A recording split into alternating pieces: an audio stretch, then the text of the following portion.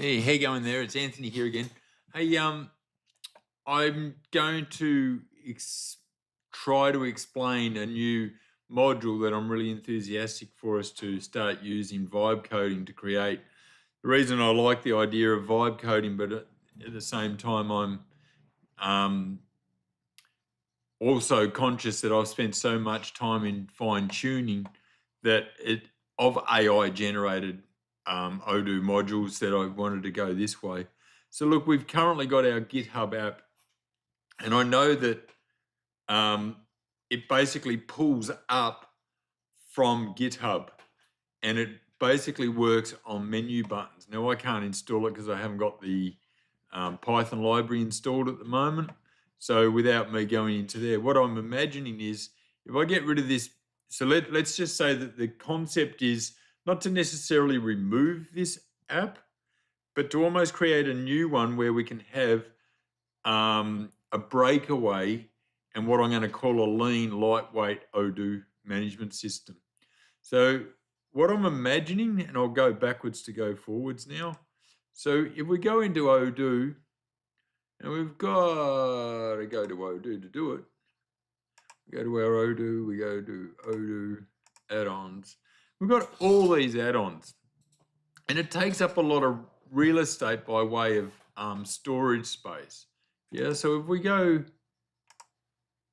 add-on size, not. So if we add it up, no, wrong way again.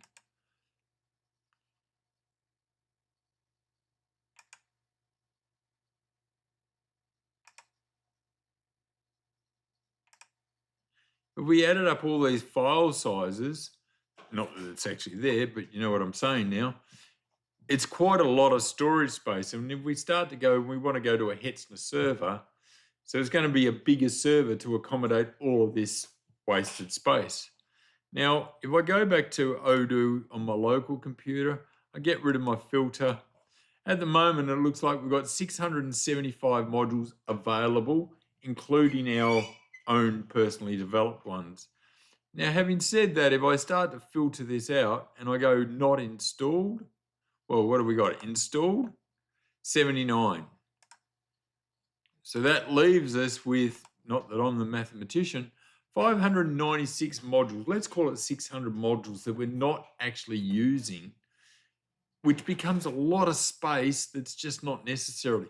So let's just look at that for a moment. You got a big server to hold a very, very capable system. Like this is very capable system. And it needs a big server or a big computer or a big storage space to actually house all of this capacity.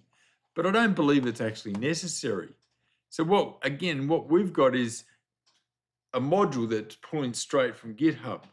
So that means that we could actually extract all of these modules, all these add-ons, and effectively, except for base and things like that, we'd sort of need to know what are the base modules that Odoo needs to get started. And then I do not know, but we could probably put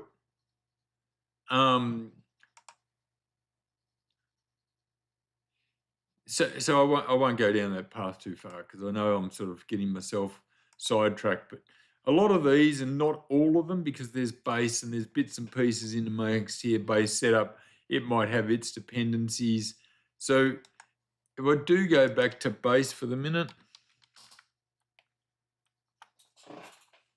right, we're probably going to find, yeah, so here we've got some of these installed modules. So these are going to become mandatory, yeah. Mandatory, not sure whether that one is. But anyway, some base mandatory modules that need to be installed, and they should be left there.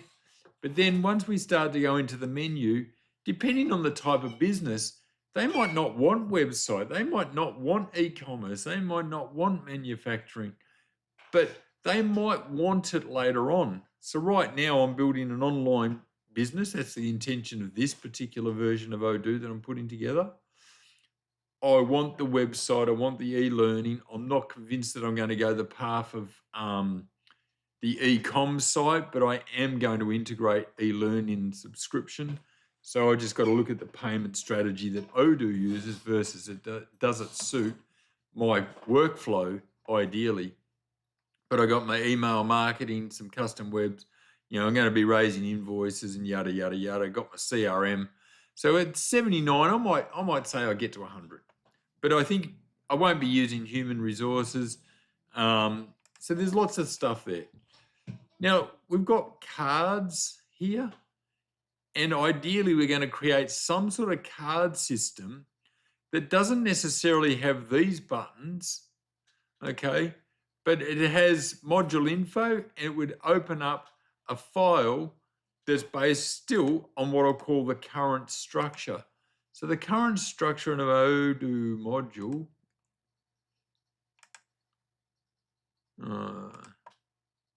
far out, that was probably the wrong one to pick. I'll go back to my custom ones. That's a bit easier for me to navigate around.